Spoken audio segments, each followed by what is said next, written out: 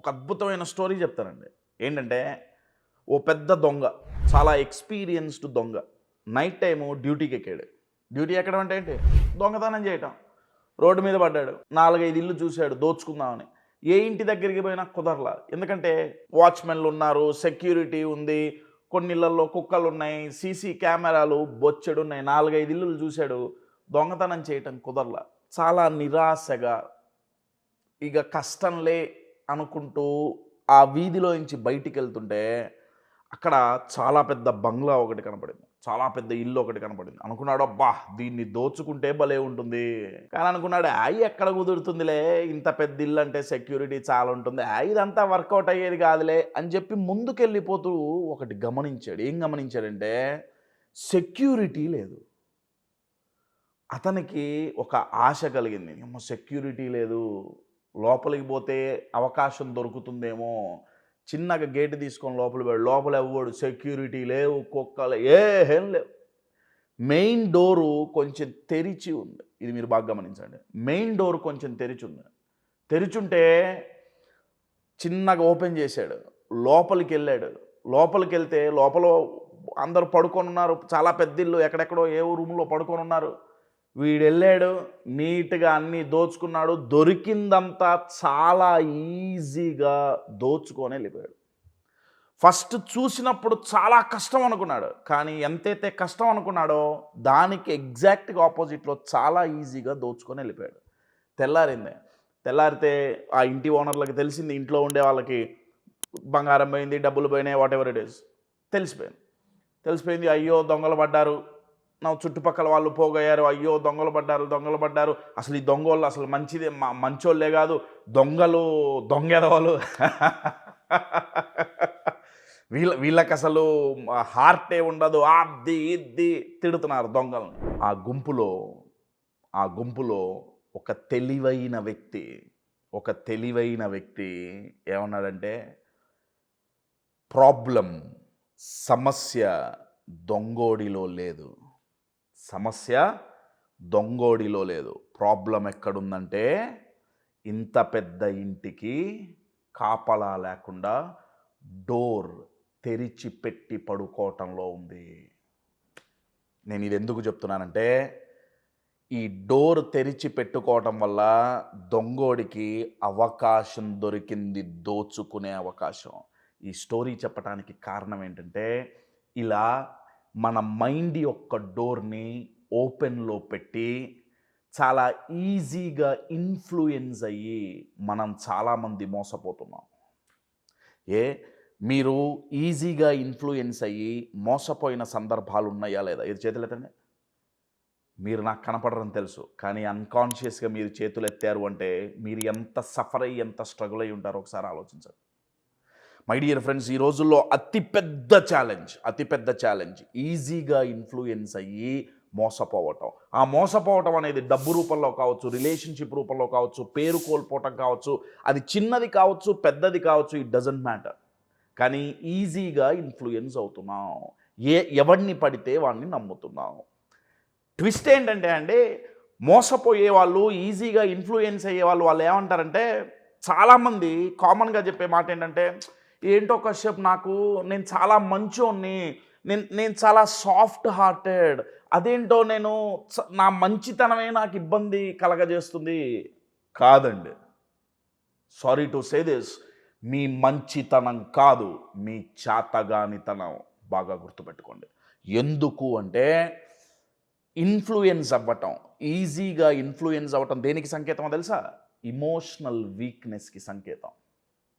ఇమోషనల్గా మనం స్ట్రాంగ్ ఉన్నామా, వీక్గా ఉన్నామా అని చెక్ చేసుకోవటానికి కొన్ని పారామీటర్స్ ఉంటాయి, కొన్ని క్వాలిటీస్ ఉంటాయి. ఇది నేను చెప్పింది కాదు, సైన్స్, రీసెర్చ్ చెప్తుంది. ఆ క్వాలిటీస్లో, ఆ లక్షణాల్లో ఒకటి ఈజీగా ఇన్ఫ్లుయెన్స్ అవ్వడం. My dear friends, me heart చాలా మంచిది కావచ్చు, మీకు చాలా మంచితనం ఉండొచ్చు, మీరు మంచోళ్ళు కావచ్చు, కాదనట్ల. కానీ మీ మంచితనానికి బౌండరీస్ ఉండకపోతే, మై డియర్ ఫ్రెండ్స్, ఎవ్వరు పడితే వాళ్ళు వచ్చి ఈజీగా మిమ్మల్ని మోసం చేసి అడ్వాంటేజ్ తీసుకొని వెళ్ళిపోతారు. అయితే ఈ వీడియోలో మనలో ఏ క్వాలిటీస్ ఉండటం వల్ల, క్వాలిటీస్ అంటే ఇవి పాజిటివ్ కాదు, నెగిటివ్ క్వాలిటీస్ ఆర్ మన ఆలోచన విధానం ఎలా ఉండటం వల్ల మనం మోసపోతున్నాం అనేది ఈ వీడియోలో మనం తెలుసుకుందాం. ఎవరెవరైతే ఈజీగా ఇన్ఫ్లుయెన్స్ అవుతున్నారో వాళ్ళకి. CHEAT, చీట్ అంటాం కదా మోసాన్ని యూజువల్గా. సో అదే యాక్రోనిమ్తో ఈజీగా గుర్తుండేటట్టు ఈ 5 గనక మనలో ఉంటే ఆర్ కొన్నున్నా కానీ మనం ఈజీగా ఇన్ఫ్లుయెన్స్ అవుతాం. మరి దీనికి సొల్యూషన్ ఏంటి? ఈ ఒక్కొక్కటి చెప్పేటప్పుడు దానికి నేను సొల్యూషన్ కూడా డిస్కస్ చేస్తాను.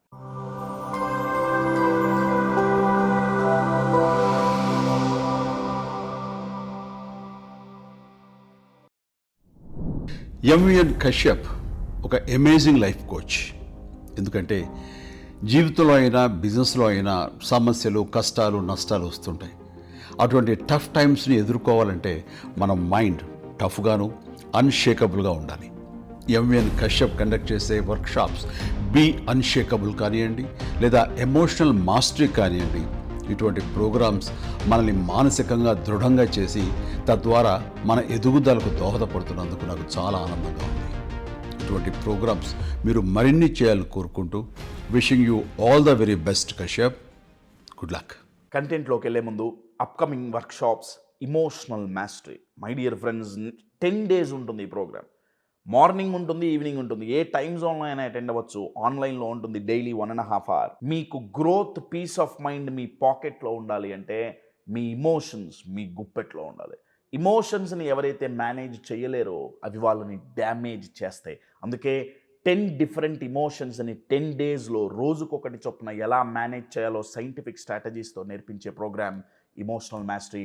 ఈ ప్రోగ్రామ్ ఎవరైతే రిజిస్టర్ చేసుకుంటారో వాళ్ళకి ఇలా ఒక వర్క్ బుక్ ఇంటికి వస్తుంది. జస్ట్ ఏవో పీడిఎఫ్లు పంపించి తప్పించుకో, ప్రాపర్ వర్క్ బుక్ ప్రింట్ చేసి మీ ఇంటికి రావడం జరుగుతుంది. ఈ వర్క్ బుక్ ఎలా డిజైన్ చేయబడిందంటే దీంట్లో ఏవో ChatGPTలో కంటెంట్ తీసుకొని పేజీలు నింపే వర్క్ బుక్ కాదండి. ఈ ప్రోగ్రామ్ అయిపోయిన సంవత్సరం తర్వాత అయినా ఈ వర్క్ బుక్ మీరు ఓపెన్ చేస్తే ఒక్కసారి రివైజ్ చేసుకుంటే ప్రోగ్రామ్ అంతా గుర్తొచ్చేలా డిజైన్ చేయబడటం జరిగింది. April 3rd నుంచి ప్రోగ్రామ్ మొదలవుతుంది, వర్క్షాప్ మొదలవుతుంది. చాలా లిమిటెడ్ సీట్స్ మాత్రమే ఉన్నాయి, ఎందుకంటే బికాస్ ఆఫ్ హై డిమాండ్ చాలా అయిపోయినాయి. కొన్ని సీట్స్ మాత్రమే, కొన్ని టికెట్స్ మాత్రమే ఉన్నాయి. For more details contact the number on the screen. ఎవరెవరైతే మోసపోతున్నారో, ఎవరెవరైతే ఈజీగా ఇన్ఫ్లుయెన్స్ అవుతున్నారో వాళ్ళు ఎలా ఆలోచించి ఈజీగా ఇన్ఫ్లుయెన్స్ అయ్యి మోసపోతున్నారో తెలుసుకుందాం. CHEAT అన్నా కదా. సి అంటే ఏంటంటే కేర్లెస్ ట్రస్ట్.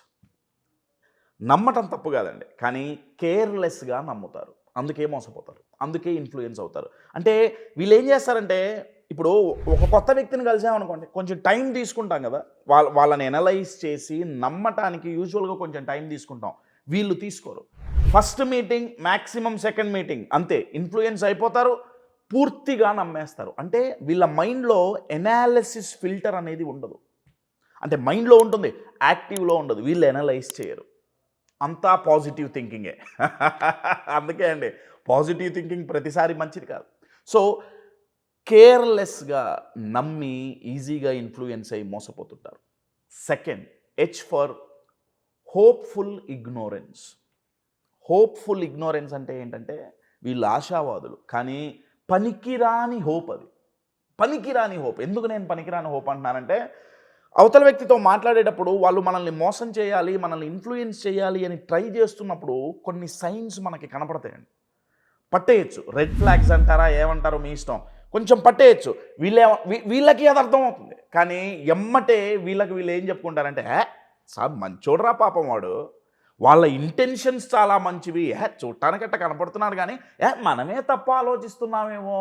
చూసారా డోర్లు ఎలా తెరిచి పెట్టుకుంటున్నామో, కొంచెం కాదు బార్లా తెరిచి కూర్చున్నాం. మరి దొంగతనాలు జరగకేం జరుగుతాయి? మానసిక దొంగతనాలు ఇవి. సో లేనిపోని హోప్ అనమాట. వాడు మంచి ఇంటెన్షన్తో చేస్తున్నాడు, వాడికి ఉద్దేశం లేదులే, వాళ్ళట్ట మోసం చేసేవాళ్ళు కాదులే. ఎవరన్నా వచ్చి అడ్వైజ్ చెప్పినా వీళ్ళు ఏమంటారంటే, నువ్వు మరీ నెగిటివ్గా ఆలోచిస్తున్నావు. అసలు వీళ్ళు నెగిటివ్గా ఆలోచించాలి, కానీ ఇక్కడ ఆలోచించక పనికిరాని హోప్ పెట్టుకొని అవతల వాళ్ళని ఈజీగా నమ్మేసి మోసపోతుంటాం. సో ఒకటి కేర్లెస్ ట్రస్ట్, ఇంకొకటి హోప్ఫుల్ ఇగ్నోరెన్స్. ఏమంటే థర్డ్ది ఏంటంటే CHE అంటే ఏంటంటే ఇమోషనల్ డిసిజన్ మేకింగ్. అంటే వీళ్ళు నిర్ణయాలు తీసుకునేటప్పుడు ఏం చేస్తారంటే ఒక ఇమోషనల్ వీక్నెస్కి పడిపోతారు.